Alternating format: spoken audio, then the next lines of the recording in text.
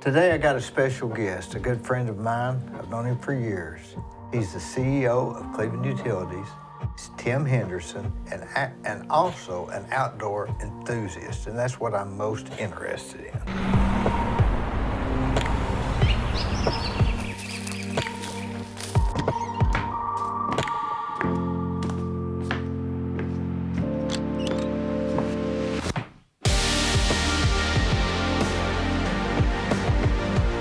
Did you just come back from the river?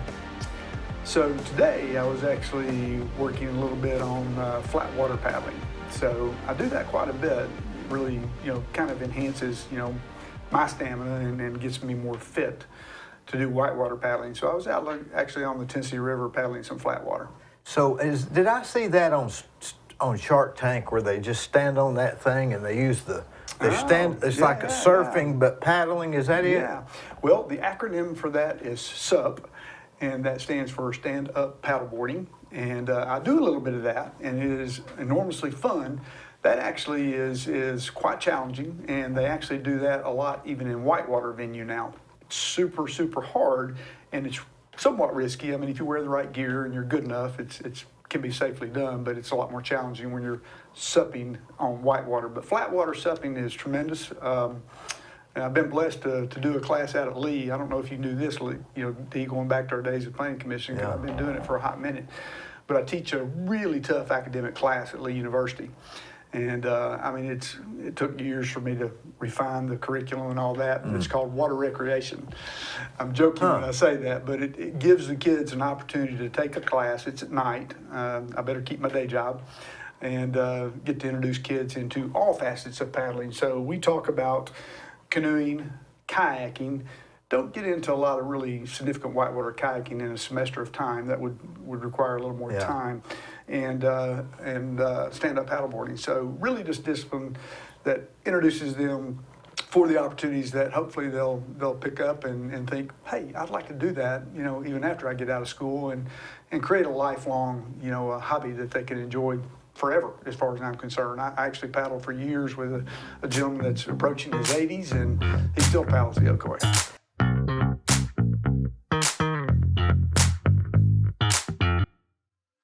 On the Courthouse Square at 30 2nd Street is the law firm of Logan Thompson Law. Since 1965, they have served the legal needs for the good citizens of Cleveland-Bradley County. If you've got a problem, they're no problem. Give them a call.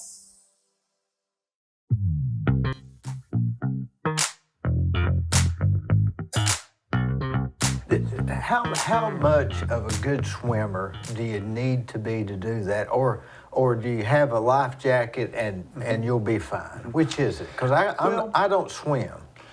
I don't think you have to be a good swimmer. I think you need to be comfortable in water and with the life jacket on, which you should always have. No matter if you're everybody Absolutely. thinks they're a good swimmer till they get out in the middle of the river. Right, exactly. And when you're talking about moving water and currents and potential obstacles as you're progressing down the river outside of your boat, there's other things to consider. But honestly, being a good swimmer is not what I would call a priority. It would be of benefit, but I would really more describe it as something that just enables you to know, maybe which direction to head and position your body in such a position where you're headed toward the bank or away from a hazard or something of that nature. But your life jacket is totally designed to keep you above the water and your head above the water. So that's most important. One of the funnest things I ever did was went to Webb Store. They took us by bus up to the swinging bridge. Yeah. And we floated in a fun yak all the way back to Webb Store. Right. That was really fun, and that's so slow moving. It's just, you've done that, I'm sure. Oh, absolutely. If you grew up here, who hasn't been down, not just in an inflatable kayak, but you probably, like me, when we were in high school, we'd go up there and all they had was a black inner tube. Black inner tube. And when we came back, we had red marks on the backside of our arms. And it'd get hot quick, wouldn't it? And sometimes red marks on our tail where we'd be dragging it across the rocks and whatnot. But great river. So blessed to have that so close by. I mean, think about it. You could be up there probably in 40 minutes. And you don't have to get on the bus. You can just go up there with a... Yeah. You just need somebody to pick you up on the other Yeah. end. So when I paddle, typically, and my mom and dad always got a kick out of this. And in fact, I have had some enormous, hilarious stories of getting rides. I hitchhike primarily when I go to the river. So I'll go unload my boat at the put-in, and we're talking about where rivers are commercially ran and you have easy roadside access. I'll go unload my boat. I'll drive down to where I'm going to take out and park my Jeep, and then I'll get out on the side of the road and stick my thumb out. Now, most of the time, paddlers pick you up because they know what you're doing. Yeah. But I have had some hilarious stories that I could share about shuttles in the Smoky Mountains and in West Virginia. It just they go on and on. It's comical, but it's been a neat experience. How about the Nantahala? So Nantahala is probably an hour and a half from here. Here's how I like to describe the rivers in our area for people that are interested in paddling whitewater. So to get into it and to start cutting your teeth, we'll describe it like that. The Hiwassee River is tremendous for that. So it's a great training ground. So it has class 1 and maybe a 2. But it does afford an opportunity to learn from the perspective of currents, ledges, eddies, all of those things that help you start building those skills that will be building blocks to going to more and more difficult things. The Nantahala would be a really great river for that next step. Nantahala is a class 2 with a few class 3s on it. And when I talk about classes, that's the level of difficulty of rivers. That starts from 1 and goes to 6. 6 is considered unrunnable. So typically we're only talking about 1 to 5. And if you're paddling class 5 whitewater, you're really, really good. Now let's go back to when this began. I always think about Gilligan's Island when the natives would canoe into the into the thing. So I know where canoeing started, but this sup that you're talking about, Right. Who would have come up with that? I don't know for sure, and I really honestly not researched the beginnings of that, but my guess would be it was from surfers, because a sup is very much like a surfboard. It's just wider, maybe a little longer, and surfboarders started standing up on their boards and things of that nature. My guess is that's where it came from. Don't know that for sure. We'd have to do a little Google to figure that out. But I will say this about stand-up paddleboarding. It is challenging, and it's probably the most demanding physically of the 3 from the standpoint of working your core and balance and all that together. Yeah, it really is. But on flat water, it's obviously anybody can do it. And if you fall off, big deal. You fall in the water and you crawl back up on your board. And you never see a surfer wearing a life jacket on those shows. Remember how you used to have the surfing, U.S. surfing stuff? Right. That had to be some really tough guys. Yeah, that's where when we were talking about swimming earlier, I would say it would be really important to be a good swimmer. And that would still almost be impossible, wouldn't it, to come back in if you're out there that far? Maybe, but they're using the surfboard as somewhat their lifeline, so to speak. So the surfboard, surfboard floats, provided the leash is attached and they don't lose their leash. The board is their flotation device. Right. I guess that's it.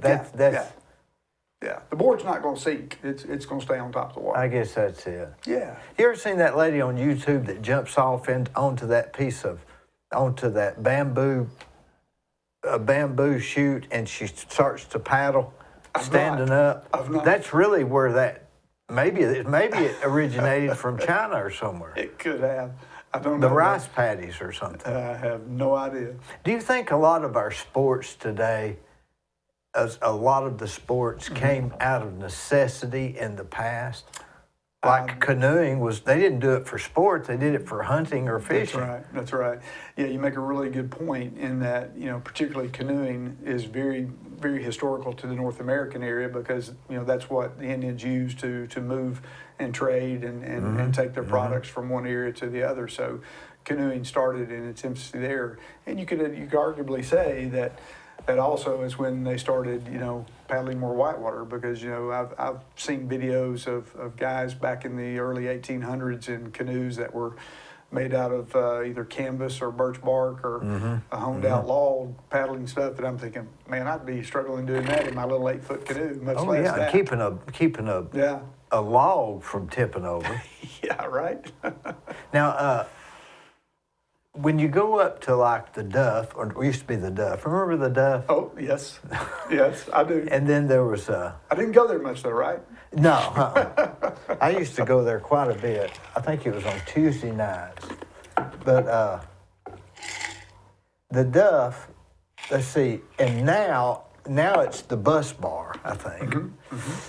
But there always has been, for years, what I've referred to as river guides or river rats, and they'd stay up there all summer long as guides. You were never a guide, were you? You know, I did not. I had several try to talk me into that over the years, but it really goes back a little bit before I really got significantly what I would call into the sport. So let's circle back to when the Ocoee actually became a thing. Because really the Ocoee was not a thing because, you know, when we were early high school, there was no water in the river. It was always in the flume. And if it was in the river, it was by, you know, a necessity for flood control or they had too much water or whatever. We just went up to the Blue Hole on occasions. Right, exactly. And that preceded, obviously, the Whitewater Center and the Whitewater Course and all that was developed later in time.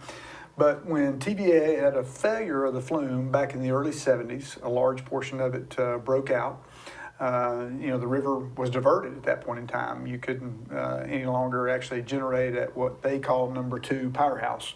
And, you know, with my background with TVA, it's been neat for me to even understand that at a higher level now. But so the water came down the river. Well, you know, people were already rafting in other areas, and this is when rafts were not self-bellying rafts. They had buckets in them and huge drywall buckets, and that's how they got the water out of their rafts. They just started setting up shop along Highway 64 and rafting the Ocoee.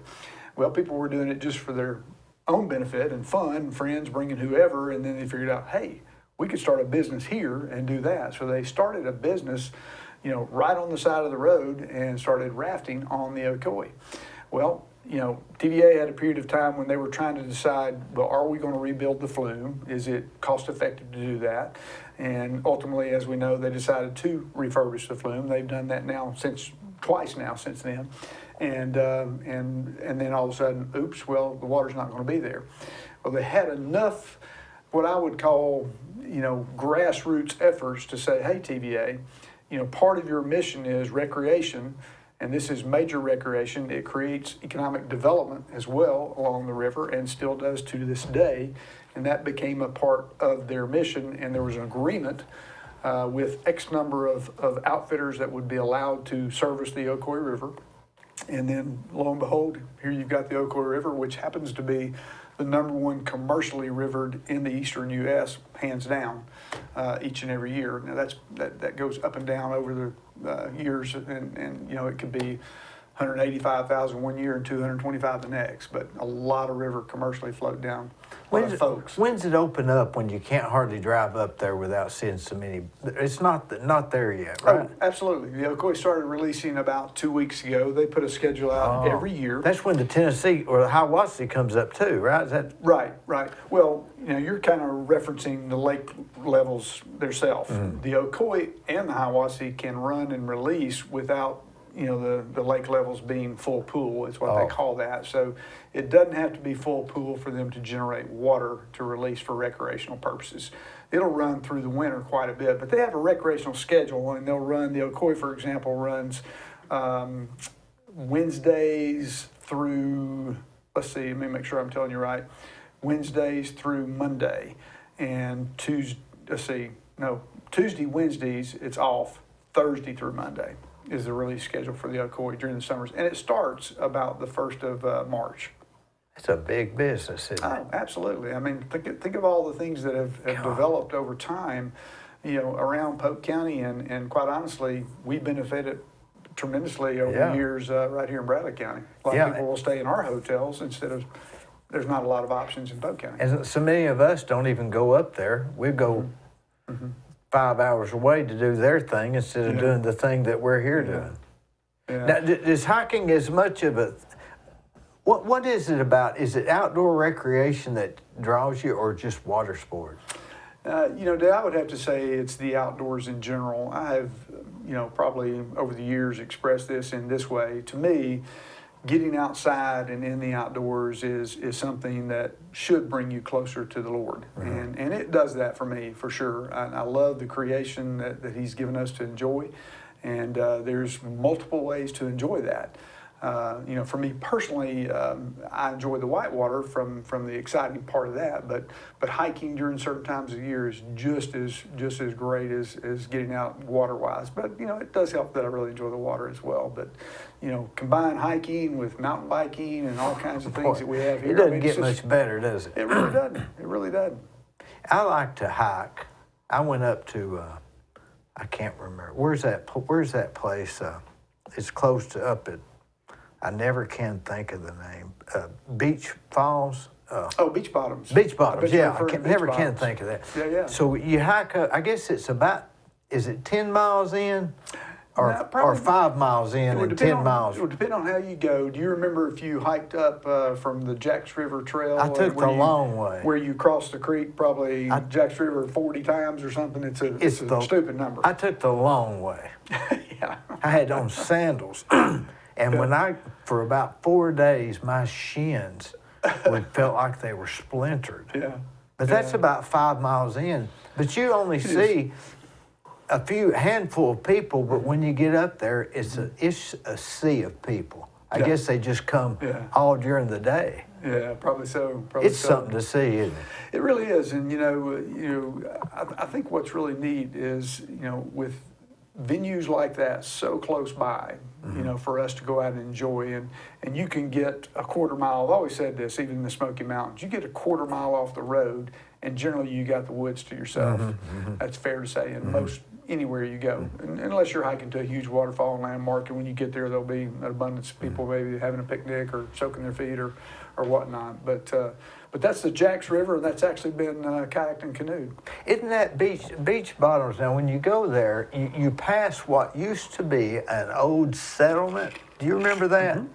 There's actually several through that area, quite honestly. I mean, there's just very few remnants of it. It's like they never did leave the Smokies, or I can't remember what the story was about that, but it was really interesting. But I'm right, aren't I? If we're talking about Beach Bottoms over here on the backside of the Ocoee. Right. Okay. Yeah. But there's an old settlement you walk through, and you can see remnants of the houses. Right. Now, what would possess those people to live? It's called the Dutch settlement, if I think the one you're talking about. Yeah. It's called the Dutch I believe settlement. so. Yeah. I think they had a church or a makeshift church. But what would possess them to live way out in the middle of nowhere? I think a lot of those, Dee, came when they were building the reservoirs, the dams, and all of that with TVA. A lot of those people moved in from different areas and settled in the Ocoee area while they were able to get jobs when they were building all of those areas. Probably, maybe even some copper mining up in Copper Hill. That could have been part of where they actually worked, they probably worked the land quite a bit as well. To your point, they were back in the woods. Before TVA came in, we wouldn't have known this area, would we? Because there's more of the rivers were more like just wide swamps, right? Right. Well, I think the Ocoee, would be characterized more as a mountain stream, not more of what you would call, a wetland area. Those are mountainous streams, and also the Jacks River and all those that are flowing out of the mountains. So they'll be a little bit different from that standpoint. But TVA certainly opened up lake recreation because there were no lakes prior to TVA flooding that. And I've often wondered, if you could go back in time. I've always said, if there was such a thing as a time machine, I wouldn't necessarily be interested in going into the future. I think it would be really neat to go back in time to see what things really looked like years ago. I've seen a lot of photos of what the Ocoee looked like before the lake was actually there. You probably had another, at least I would say 3 or 4 miles of at least class 2-3 whitewater, and then it would have started flattening out into more of a pastoral type stream. But wouldn't have been neat to think about what it looked like before Parksville Lake existed. Have you ever heard about this grounding, where you get out and walk barefoot on dirt and it releases the electric charge in your body? Funny you mentioned that. I had not, and I just heard about that a few weeks ago, and someone was sharing with me about that. I don't know much about that. Well, I tell you what, and I don't know if it was in my head or what, but I was feeling funny here about 2 weeks ago, and I went out back and took my shoes off, and I just sat on the ground with my feet on the ground, and I felt better after about 15 minutes. Yeah. It makes sense. I've not read anything about it particularly, but we were having a conversation. It was somewhere I was at a meeting, and my comment was, my wife that beat me to heaven, she went barefoot all the time. So the first thing I thought was, she must have been really grounded because she never wore shoes. Was she a happy person? Oh, well, absolutely. Maybe there's something to it. We'll have to do a little research on that. Yeah, I think it's called grounding. You're exactly right. That's Grounding exactly what I was yeah. told.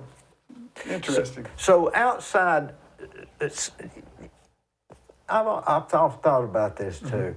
You reverse back to maybe about the time we were growing up, or maybe even a little bit earlier than that. The idea was, don't overexert yourself. Make money so you can take it easy, and because if you do, you'll have a heart attack because you'll overexert yourself. Now here we go fast forward to when we're at. Don't relax. Don't stay busy, and go out and exert yourself to stay healthy. Now, what changed in the? I mean, do you remember the older people not want to overexert themselves? Well, I guess we also got to think about, your dad and my dad probably did more physical work than we did. Now, you grew up more in construction realm of things, so that might not be exactly right. But I know that my dad, who worked at Bowater for his work career, I mean, when he came home, he still had things to get done at the house. But, I mean, he worked really hard all day long. Now, I don't work hard, particularly at Cleveland Utilities physically, so I guess the idea is that do more physical things after your work to stay active and therefore increase your heart health and things of that nature. But for me personally, Dee, there's just balance with that. I mean, I'm one who, anybody that knows me well would tell you Tim doesn't sit still very well, and I don't. If I'm in a meeting, I usually will have to stand up a time or two. But, I think there's really good balance when we can find, not necessarily working so hard that it creates stress. I think that's what you're trying to avoid. For me, when I go paddle, I'm not stressed when I paddle. I may get a little stressed at a rapid thing. This is going to be really hard. I might pucker up for a little bit. But by and large, that's something that decompresses me, particularly hiking for sure. Hiking is overwhelmingly peaceful to me. Even if I'm working hard at it, even if I've got 2,500 feet of elevation, it still is something that brings a peace and a stress relief. Does that make sense? Yeah, I think that maybe high blood pressure may be pent up energy, and maybe that exercising is exerting the energy. And I think that's the euphoria that we're getting, is we're releasing energy. Yeah. I don't know if that's true, but Yeah. Well, it's fair to say that, if you're exerting yourself and you're releasing that stress, that's creating a better path for health. the guy that used to cut my hair, Raymond Woods, he was one of the smartest people I'd ever met. And he would go sculling on the Ocoee. Oh, okay. Where you get up and he would get a can of beans. He'd tell me I get a can of beans because he was a vegetarian, and I scull across the river, and I get over there and I sit under a tree and I try not to think. Evidently, there's an art to sculling, something about how they're able to make the poles level or something. Whatever it was, I guarantee you, Raymond had it figured out. But I'm like you, I don't think it matters what you do. See, I cycle, so I rode 34 miles yesterday. Yeah. And if you could when you get finished, if you could put that in a pill, it would replace every drug out there. So, Dee, have you done any of what I know is really gaining a lot of popularity, what they're calling gravel grinding? No, I stick with the road because you can go a little faster. Oh, you definitely go faster and further, I'm sure. You get a little from wind. that standpoint, but you got to navigate the traffic and those kind of hazards, I guess. A car came that close to me yesterday. Yeah. I don't know if he was doing it on purpose or texting, Yeah. but he was going fairly slow, so I just don't know. But that's closest I'd ever came. Yeah. Have you ever had anybody throw anything at you? Oh, have I? Okay, I was fixing I've to say had that, people- that happened to me a lot when I was road biking. That was, I could see a car coming and think, okay, I can hit a ditch or whatever, but I got hit in the back a time or two thinking, What's the the heck? point? Yeah, really. I like road biking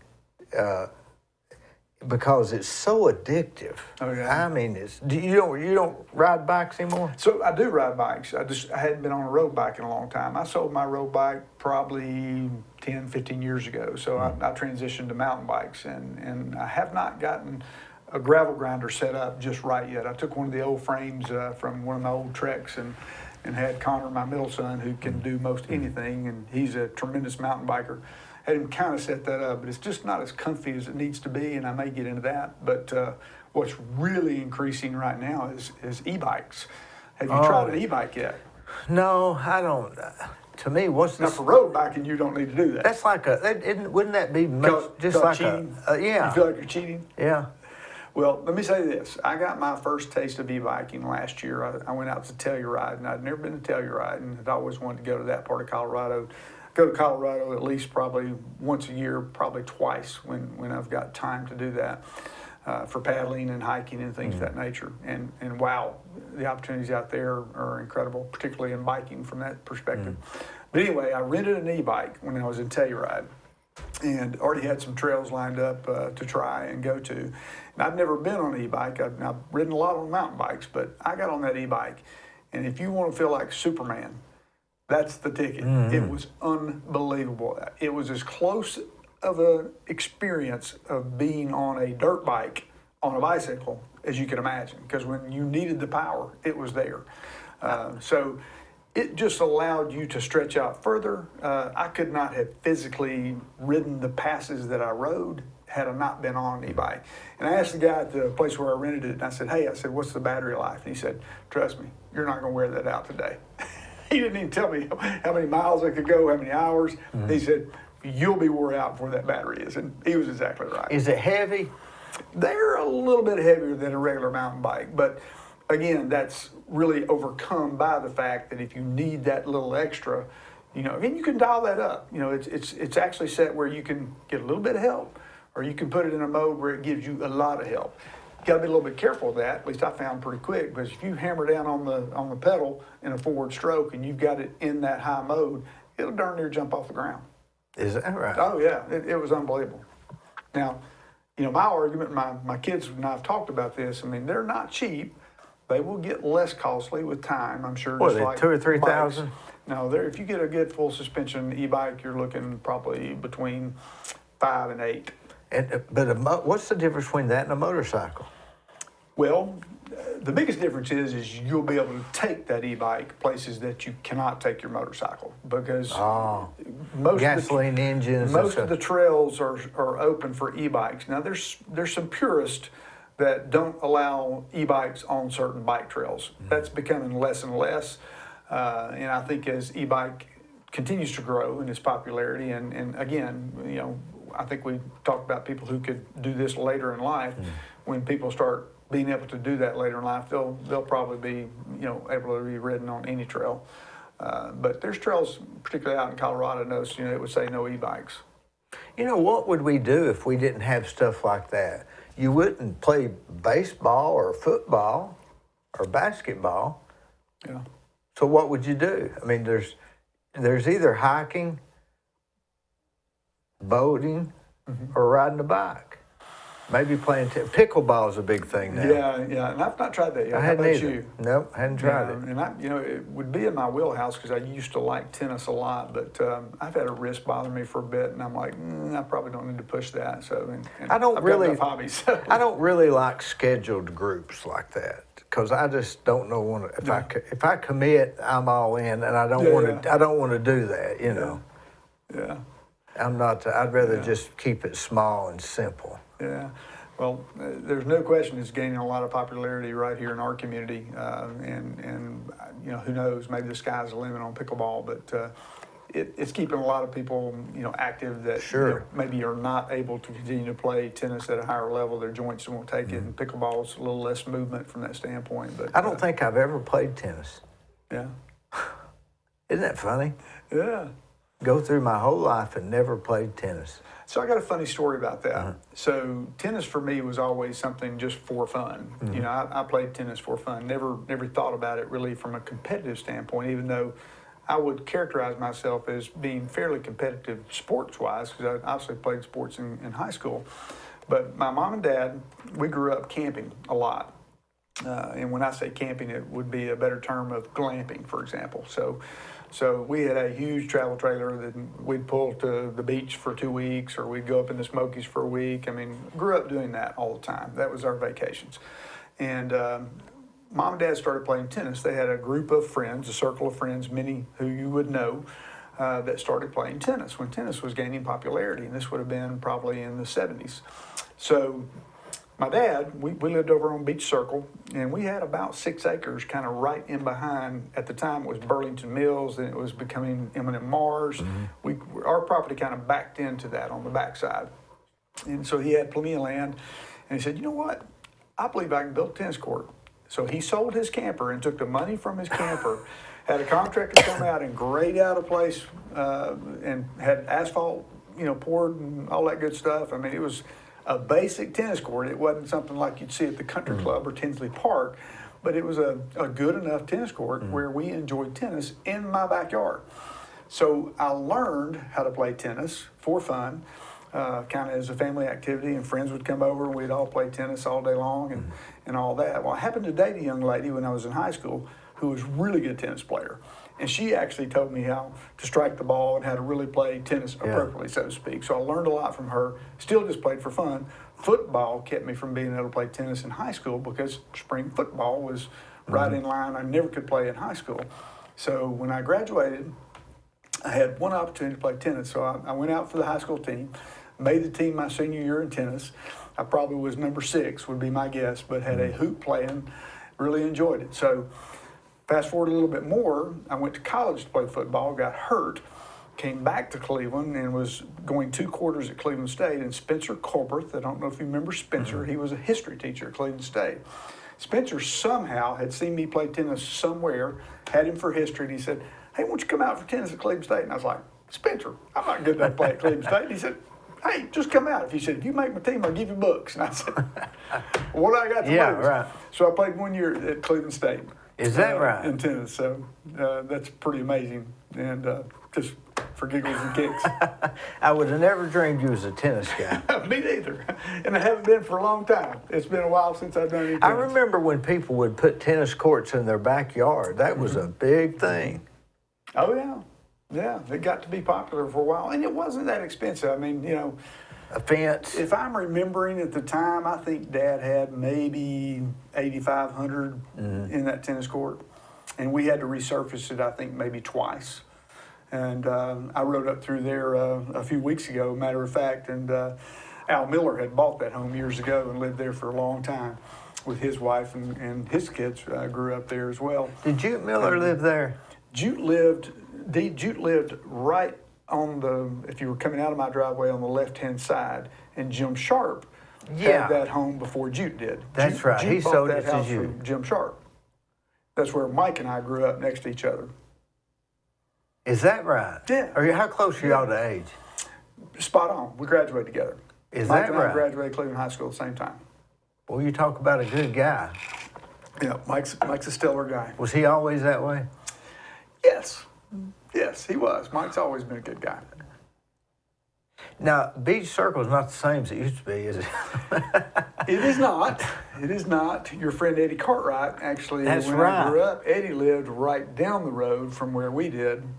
So Eddie was at the end of this street, and Tim, his son, and I grew up together, and Mike was on the other side, and Robert Thompson, who you're very good friends with, lived over on Crestwood Drive in that area. I didn't know that. So there was a whole group of kids from that area, and we would come down and play football in Jute's front yard. And And that was even after Mike moved away. You know, Mike's dad built a lot of houses about that time when they started moving around, and Mike was moving around obviously with him.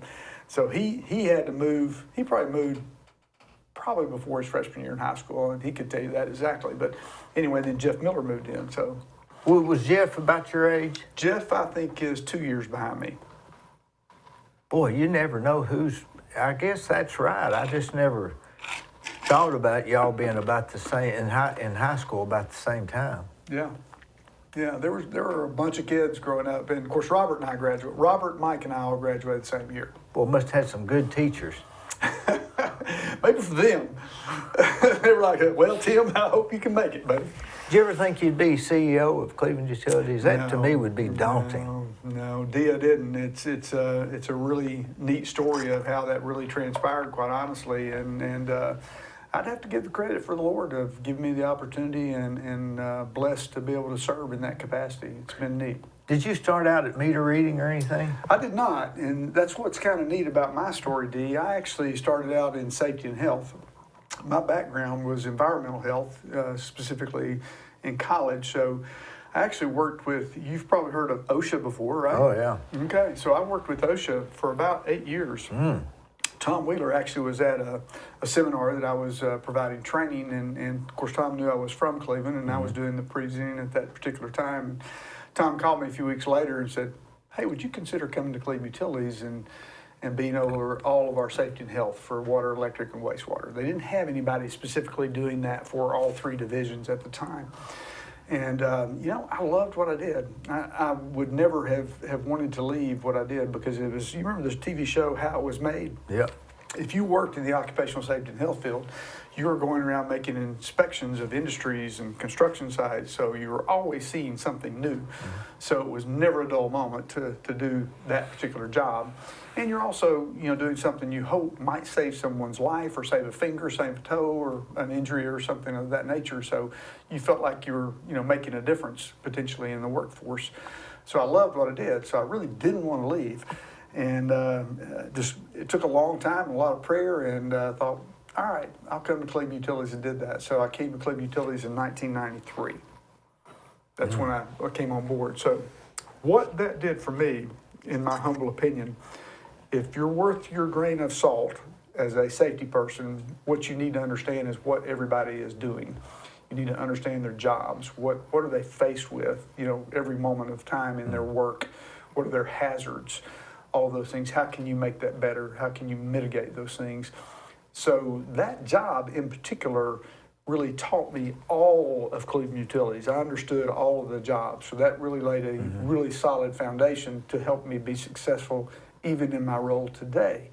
But you know, if you look at my career path, that also moved into human resources, community involvement, what we call now to this day administrative services. So that's the department that houses all of our employee benefits, all of our outreach, and safety as well. So when Rick Lawson retired, I became vice president of the administrative services area, and that enabled me to toss my name in the hat when the CEO role came up after Ken Webb's retirement. Well, it's been a good journey, hasn't it? It really has. It really has. Cleveland Utilities is a tremendous organization. Can't say enough about the people of that organization. That's what makes Cleveland Utilities, quite honestly, what it is today. The current people we have and the people that laid the foundation years ago, the electric system and how they were very proactive in building a robust and strong system has benefited us to this day and will continue to do though. But we have to continue that. We have to even look at what's that next step, what makes us better moving into the future, and fiber is a part of that. And I'm sure you've heard that in the community. We're in the build out now for fiber. Super exciting. That's the fourth division of Cleveland Utilities we have never had. It's historical in nature. It's going to be different, but it will make Cleveland Utilities a better utilities. Well, you've got sort of all the brick and mortar to handle that, if so to speak, the infrastructure. That's a good analogy. That's a really good analogy. It was looked at probably for 15 years. And when was that timing right? And we felt like the timing was right for us to do that. We were in a better position financially to do it. You know, for most of us who were evaluating that, after we looked at the numbers and saw that it could be done and it could be feasibly done. For us, it was like, hey, it's more harmful not to take this step than to take that step. With technology and what we know people need, with our ability to provide that product at a high level, with high customer service, reliability, all those things that make it a really good fit for a utility, we felt like we could do it. So the board, was in favor of us doing that. So we literally started the broadband build out about a month and a half ago. We're building what we call the backbone of the system today. And it entered our building officially this past Wednesday, which was a historical time for me personally to see it actually there in our building. And we hope to be signing up customers as soon as late part of summer. And there'll be a testing period of time, and then revenue paying customers probably early fall. So it's quick. It's happening fast. The build out will happen fast. We'll start. My board meeting was this past Friday, and we announced the first area that was going to be built out first. It kind of, for us laymen, it's kind of over on the Friel Road side, and it's following that backbone. But we won't sign up the first customer until we have the redundancy. We'll take feeds from 2 points, so that if we lost a feed from Blue Ridge, or we lost a feed from the north, we can backfeed either direction we go. But what a lot of people don't know, Dee, is that fiber for us, we've had fiber, for many, many years at our organization. That's how all of our substations communicate. That's how all the water tanks, the filter plants, we have a fiber system for us. But this fiber will be to every electric meter that we have within our system. So we will have the ability to serve any electric customer. By state law, we can't serve our water customers. That'd be great if we could, but we can't. But electrically, we will be able to serve all those. We will take that fiber and strengthen the electric system. It's called distribution automation. Have you heard of, more commonly what you hear in Chattanooga, the smart grid? So it's a self-healing grid. And with fiber in play, you put the equipment within your electric system. We've got great numbers with our reliability and our outage times and response. We do exceedingly well with that currently. But the analogy that I give, if we have a breaker go out on our system, we have to have someone, dispatch, go out in the truck, run it down. Is it a tree limb? Is it a squirrel? What's caused that outage? We have to locate it and repair it. The fiber system with distribution automation, let's say that breaker affects 1,500 people. In a matter of that 1,500 number can be shrunk down to 100. And then it can be shrunk down to 20 or to 10. It will isolate that all the way back down to where instead of 1,500 customers affected, maybe just 25. And we can go find it quicker. So reliability goes up, and it helps the electric system be stronger. And the fiber business will help pay for that. I developed a little subdivision out here on Mouse Creek Road, and it was astonishing. Every single buyer wanted to know the internet speed. Right. And really, I couldn't even give them. I could try to get the answer, but it was ambiguous. Well, I mean, it was it depends on time of day, it depends on how many people are working. And you have to call this. They've got a liaison coordinator out of town that you call to. It's so complicated. Yeah. Do you remember? Think about this. It's 19. You're 15 years old, the phone rings. It's a phone like this or a little better. You do have a dial-up phone. I have a dial-up phone. It rings too. It's got that O-ring. And we went from that to a longer cord, to the touchpad, all the way to now, Alexis, turn on the TV. I know, right?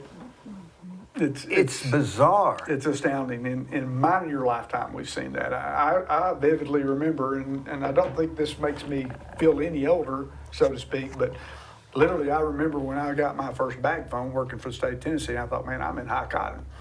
I've got a bag phone. And it worked decently well. And then we got a brick phone. And I thought, oh man, this is cool. And I mean, it literally looked like a brick. And then you started the flip phones, and it's just, Nextel. Do y'all have Nextel? now you got a mini computer in your hand. At Cleveland Utilities, we did try Nextel for a short period of time, probably about a 5-year period, but for our footprint in particular, we were having more success with Verizon at the time. Just in terms of reliability of when we had connection ability.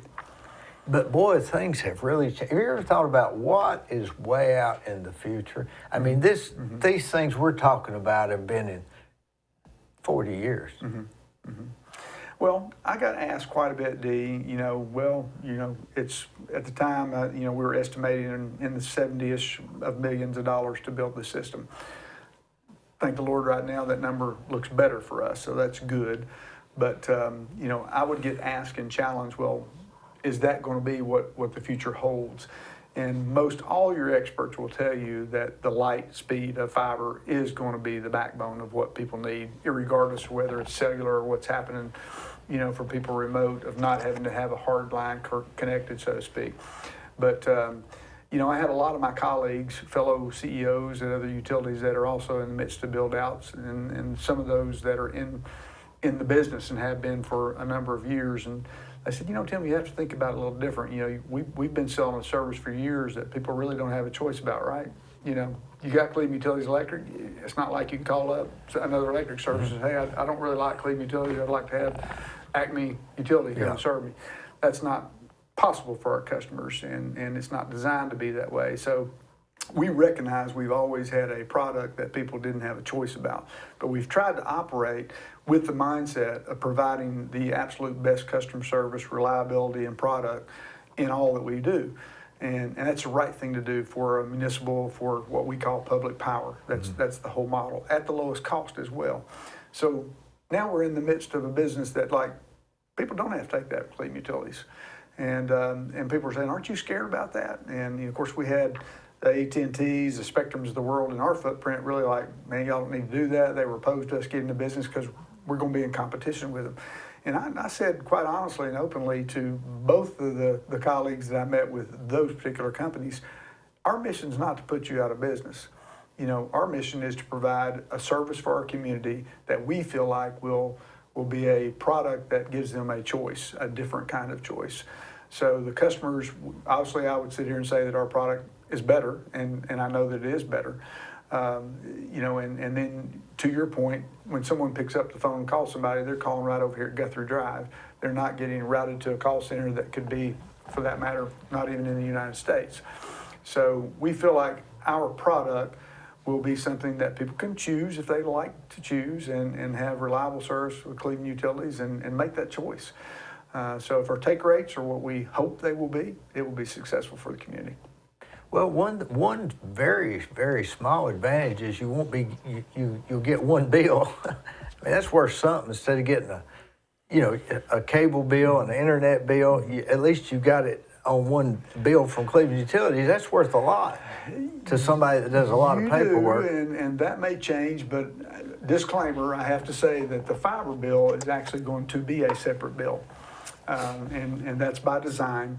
But this is the first time that you as a customer will be able to choose your bill date. When meters are read, water and electric, those are drivers that set when your due date for utility service is. But your fiber bill, you'll be able to say, hey, Tim, I'd like for my bill to be on the 15th of the month every month, and boom, we'll do it that way. And quite honestly, most people, over half of our customer base now is paying online. We don't even send a paper bill to them anymore. That's bizarre, isn't it? Yeah, over half. So the days of sending a bill to somebody is continuing to shrink and will continue to shrink. I bet that's a big savings. It is, for sure. We elected a long time ago not to charge people. You remember the day when you'd have to pay an extra percentage if you use your credit card and things of that nature? Now they're saying it's less if you pay a credit card. Could be. Remember the long line? Remember you go to Cleveland Utilities, you'd pay through the window, and they'd be backed up on Fridays and stuff? Well, the window is still there. And is there still as many people coming through?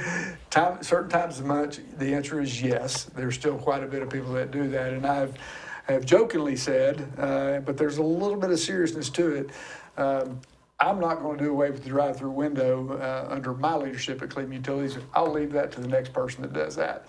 Because when we did away with the drop box, do you remember the night drop box? I remember the night we drop don't have box. the night drop box anymore. That was really cost prohibitive for us to provide that service. We have kiosks out front now, and there's more ways to actually execute getting your bill paid. If you've forgotten it, or if for some reason you need to pay it and you don't want your service cut off, then you can make a phone call. We have a call center now that operates 24/7, 365 days a year that you can reach and that can facilitate you making a payment for those that haven't set it up for an online payment. And to be able to drive up and pay your bill, that's still a little bit nostalgia, isn't it? Maybe? It is to me. It is to me. And we have, a variety of people that use that on a regular basis. I don't know that I could characterize it as just the older generation that do that. It may just be people that want to run by there. We're close by. It's convenient. Cleveland Utilities is fairly convenient and easy to access.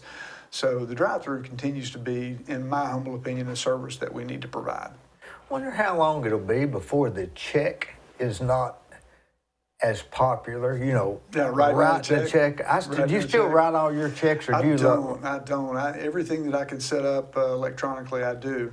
And I've occasionally had to have a lot of help doing that to make sure I don't mess it up. Yeah. But honestly, I've got Dee checkbooks, and I'll write a handful of checks in the entire, I probably won't write 10 the entire year. Well, and I know most people are doing that now, but how do they enter it in their checkbook? I mean, You still can. I mean, you can still try to track that, and I still get a statement for all of my transactions that. But see, a lot of my stuff is deductible, so I have to list it and be able to say, here's where I paid it. Yeah. I'm sure people have their own method of madness system set up, but for me, I know certain bills that go out, and I'll tally those up, and then when I get my statement, I can see exactly what's been drawn out. To me, it's easier to put everything you can on a credit card, and then I'll track it on my credit card. I do that too. I put as much on a credit card as I can for air miles. Well, yeah. I mean, there's a lot of ancillary benefits that you can have by doing that, right? Yeah, I had a Visa card for years, and I didn't know I had that rewards, and I bet there's $15,000-$20,000 I didn't get because the time expired. Just made me sick. Oh man, I hope they don't expire. I hadn't checked that. Visas will expire. Yeah. American Express won't. The way mine were. So it was. You've inspired me. I better check. Better check. I have a venture card that has some good stuff on it, so I better check. But it's almost self-defense. But I just can't keep for my mind wondering what's next in the way of technology or the way people do stuff. If this has happened to us in 40 years, I mean, have you ever studied that things exponential change, that theory? Yeah. If that holds true, in 5 years, we'll all be driving electric cars. I know that sounds crazy, but it's coming. Have you driven one yet? I've ridden in one, and it was amazing. Oh, they're amazing driving experience for sure. We have 5 in our fleet currently. We felt like it was appropriate for us to, as an electric utility, to try to get some within our system, and where that fit was good. We're trying some EV vehicles, and we have the system set up. We'll also be engaged with providing electric charging in our community if it's a good fit for the utilities. Yeah, that's another thing. Wonder what that will do with all these gas stations. Will they just? I mean, I'm sure there'll still be electric cars around, but not if you go with that cycle of change. Yeah, I think that we're seeing obviously the pace in which our government leadership felt like they wanted to go with how fast that would transition. It's going to be market driven. I mean, they can say we want all EVs by 2035 or whatever that number is now. I think I read, Dee, just the other day, EV sales are somewhere around 10-12%. That's a lot. That's a lot of vehicles on the road, but you still got better than 85% or plus of gasoline vehicles, and the challenge will be how long it takes to build the infrastructure to make that easy. I drove our EV to two significant meetings that were in excess of 500 miles. And range anxiety, it can be a thing. It can be a real thing. But as the infrastructure builds out, that will get less. And the vehicles are so smart, it tells you this is where your next charge is. And so it's navigating you where to go and where it knows you will need energy. And then when you get there, it tells you how much energy you have to continue your trip to get to that next point where you're going. So, you know, the vehicles will do that on their own. But for me personally, I think it needs to be something that is measured over a longer period of time than just, you know, blatantly saying, oh, we're going to do this in 10 years and you're not going to have a choice. But as you're seeing in the news, you know, the car makers are saying, well, we got a ton of vehicles sitting on the lot that we're not moving, so we're going to have to move more in a hybrid mode. And I like the hybrid mode personally because it gives you flexibility. So when we were talking about out in the outdoors, if I'm out in Colorado and I'm driving, you know, 15 miles on a gravel road outside of Crested Butte, I don't want to be thinking, oh, gee whiz, where am I going to get my charge? Because it's not out there. So I want that gas backup personally. You know, if you think about it, a car will last what? I know I drive cars a long time, but most people will drive them about 5 years. Yeah. So in about 5 years, would their next car be electric? I mean, if you had a choice? I've been putting some electric, you know, Tesla chargers in houses now. Right. And so it's a thing that's slowly coming. Yeah. They've got them now where you can pull in the garage and you put the charger under the concrete and it'll charge the car while you're sitting there. That's right. You don't even have to plug it up. Of course, I guess there's the charge isn't free either. I mean, it's not like it's free. It's not. There will be probably a time where utilities hopefully will create a rate for charging at a certain time of day. So by doing that, you know, you'll create a habit of this is the most effective time to charge. That will help electric utilities have the time necessary to build their system capable of those higher levels that we're going to see on the utility lines. It's not just, you know, Tesla fast chargers that you can pull off the side of the road and go to. You know, that's easy. But to your point, when you're putting them in a neighborhood and all of a sudden you've got 5 Tesla chargers sitting in a cul-de-sac, you know, we don't have the equipment set up and designed to handle that kind of load. So those are things that will have to be done over time to mitigate the risk of damaging equipment, transformers in particular, that aren't capable of taking that kind of load all at one time. That's a whole new set of problems. It is. That's, again, that circles back to my comment about it's a lot of infrastructure. It's not just what we'll see along the interstates. It's what every utility will have to navigate with what that looks like on existing systems. Boy, you got to be thinking, in your position, you got to be thinking of the future more than the present. It's helpful. It's helpful. And honestly, you know, I'm not doing a good job for Cleveland Utilities and their customers if I'm not being proactively thinking about, and we haven't even talked about the subject and challenges of wastewater in our community. No, they're huge. Huge. And, you know.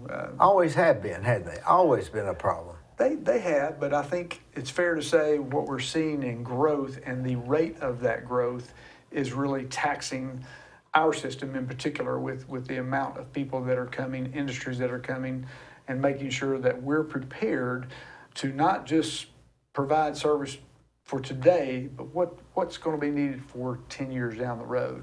And that's tough because, you know, I have one of my engineers on the water side, and I love how he says this, you give me a number how many people are coming, I can build it, and we'll be fine. But you don't know that. Don't know it. So you're building a system, hopefully that would accommodate more than what you're seeing likely come. My CFO at our board meeting this past Friday, the studies are showing that by the next 10 years that we'll have 12,000 more wastewater customers. We're sitting around 22,000 now. So think about moving from, you know, 22,000 to 34,000 in less than 10 years. It's almost doubling your system's ability, and we'll have to be prepared to do that. So we're having those conversations. The budget that we just passed is this first step in making sure that we're able to look at the 10 years and what that need's going to look like. And it's not cheap. Wastewater is so expensive. And then here's another thing. What if they don't stay? What if they go back and you don't have the customers? Yeah. That's a thought, isn't it? Yeah. Well, you saw a lot of utilities go back to, say, 2008, or when there was a very, very slow time that, had industries that they relied on that customer, that it might have been 5 million gallon a day customer for water. They closed. They went out of business. They've been set up and designed to service 5 million gallons a day just for one customer, and they're gone. So they've got all that infrastructure there. They've got all the rates structured for that kind of revenue that comes in, and it's gone. So, those are real challenges for utilities. You see where Bill Gates did that thing where giving $1 million for somebody that could come up with a commode that didn't use water or flush. Remember that? I did not. I never I never heard what happened with that, but wastewater is really a problem, isn't it? I mean, you got to deal with it. It's a challenging problem, and here's what a customer will say: how can my wastewater be double what my drinking water is?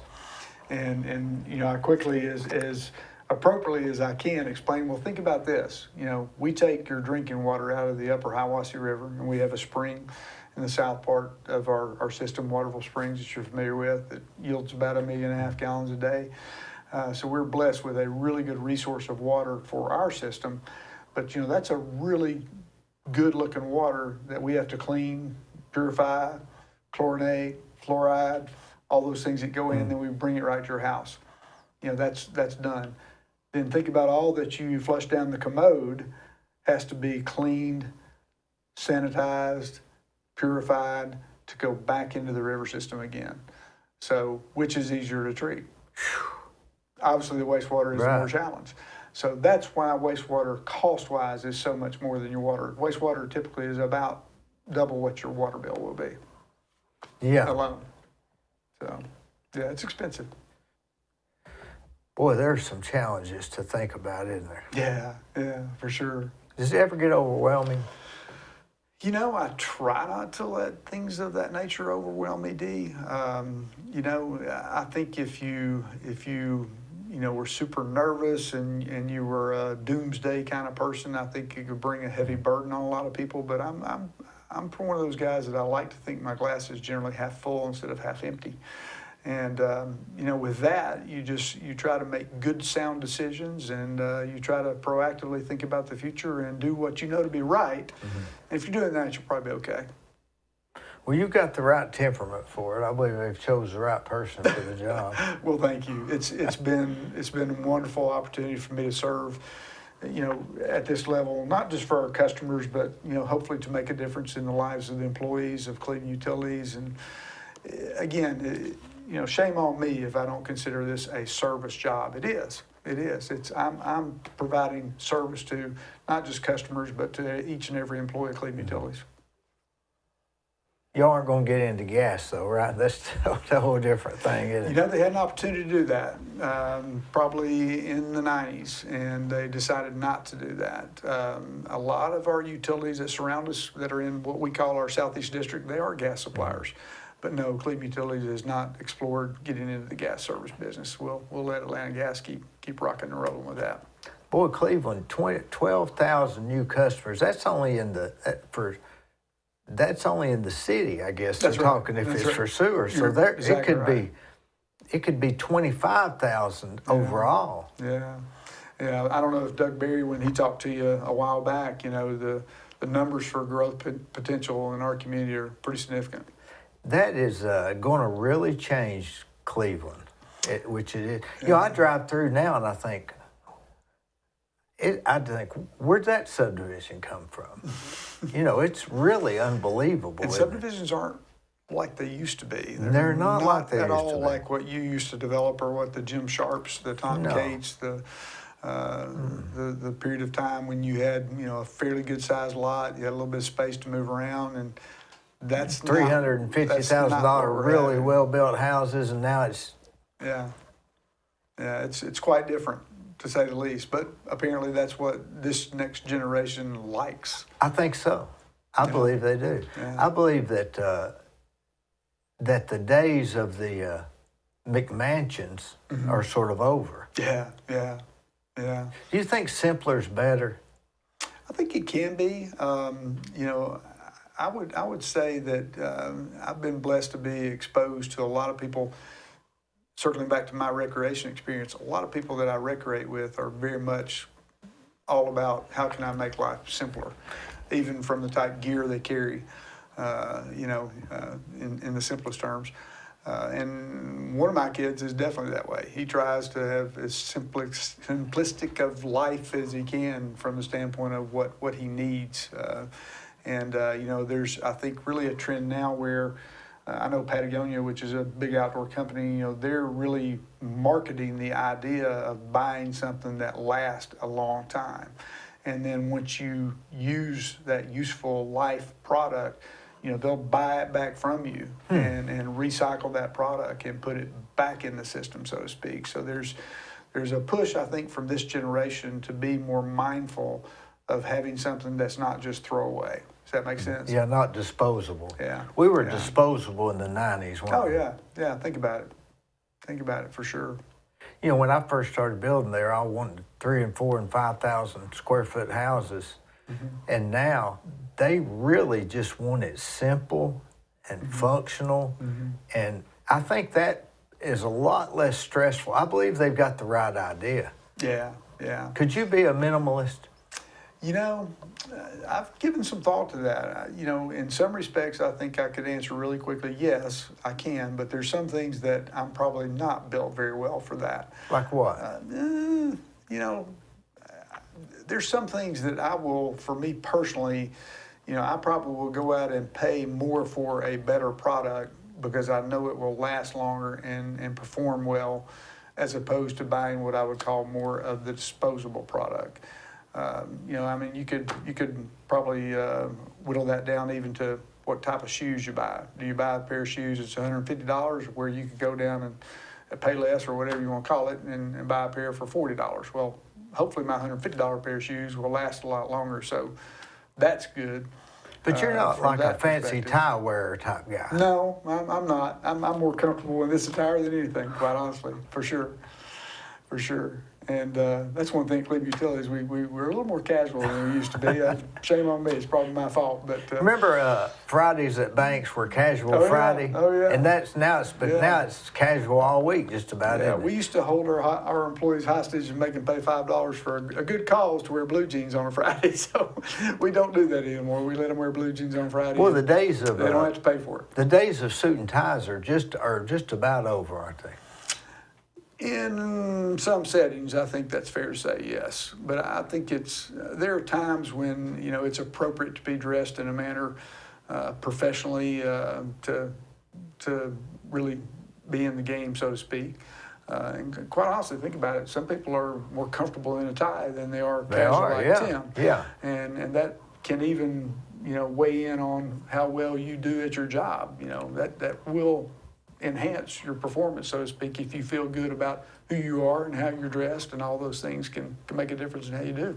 I asked a guy one time, he wearing a suit and a tie, and I said, why do you wear that? And he said, it's my armor. To him, that was his armor.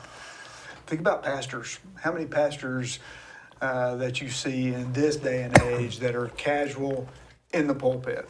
Big churches, mega churches, some that we know well locally. You don't see that as commonly, or the pastor might have a pair of tennis shoes on. Right. Gosh, my grandfather was a Methodist minister. He'd probably roll over in his grave right now because I would never have seen him without a tie in a pulpit. That's certainly changed in even that arena. There's still people, though, that enjoy wearing a tie. I wonder if you could go back even further if they was even more. Well, I mean, you know, even on Leave It to Beaver, they'd dress up to come down to dinner. Yeah, We'd never do that at our house. Yeah, I mean, it probably goes back to, if you think about it, is identifying someone. Are you a blue collar worker or are you a white collar worker?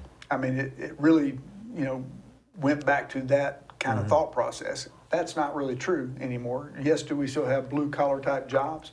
Sure, we absolutely do.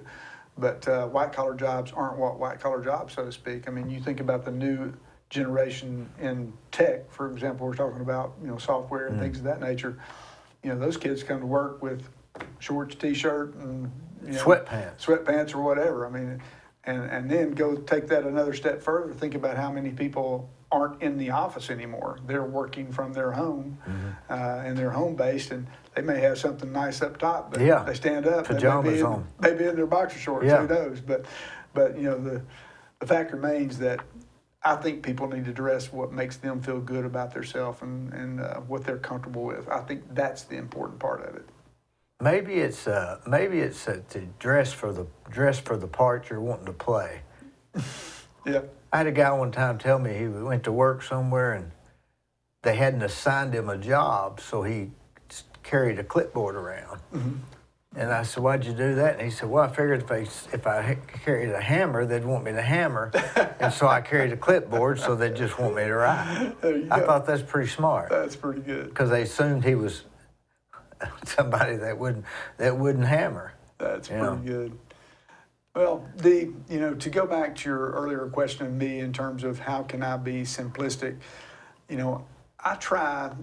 And sometimes I fall woefully short, but I try to be simplistic in how I enjoy life with regards to taking time to sit still for a minute on the back porch, listen to the birds chirp, watch the water flow by, whatever that looks like. Those are things that I try to make a conscious effort to enjoy those simple things of life, so to speak. Do I enjoy, riding a mountain bike, paddling whitewater, things of that nature? Sure, but hopefully I will not lose sight of the importance of enjoying that time and taking that in. Does that make sense? Yeah. Did you ever have a period in your life where you didn't do that? Oh, absolutely. Absolutely. I think it took years for me to mature to have that mindset, for sure. What were you going for the goal back then,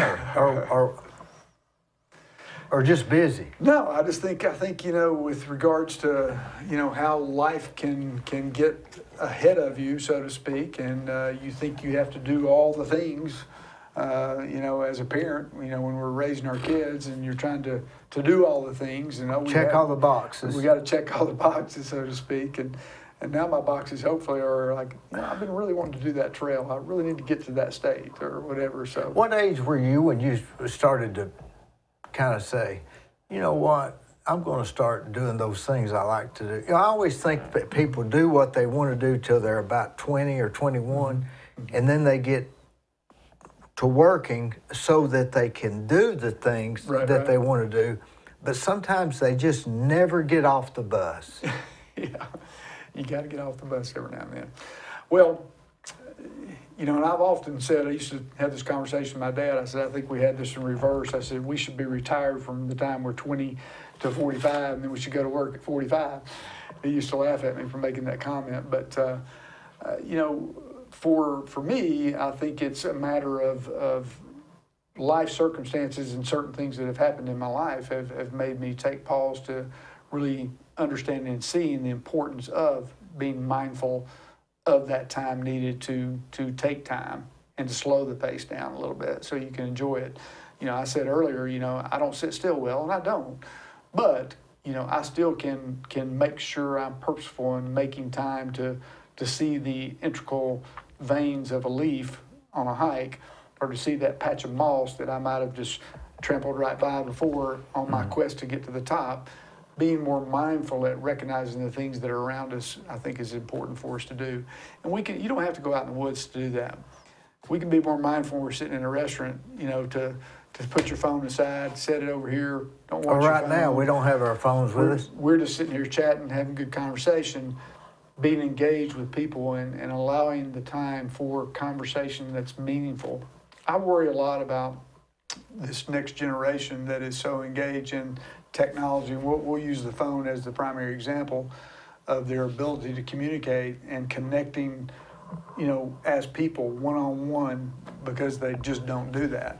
How many young people do you know that won't answer their phone, but they'll send you a text in a New York minute, right? Oh, yeah. So, and I have a child like that as well, who really communicates more by technology than they do in person by vocalizing how they're feeling. So I think we don't need to lose sight. I don't think there can be a price put on the value in people having meaningful conversations, sharing their heart, sharing their struggles, sharing their rejoicing moments, whatever that looks like. Those are things that I personally believe are paramount. I don't know if these younger generation could walk up and say, "Hey, how you doing?" and shake their hands. I'm not sure if it. Yeah. It's different. It's different. I mean, we interview people at our organization all the time, and I have seen it change, and it is so different. But, you know, we're kind of blessed that we're in kind of a unique pocket right here in Cleveland and Bradley County, and that we still, I think, have kids that have those abilities. They still have parents that are raising them that way. That way.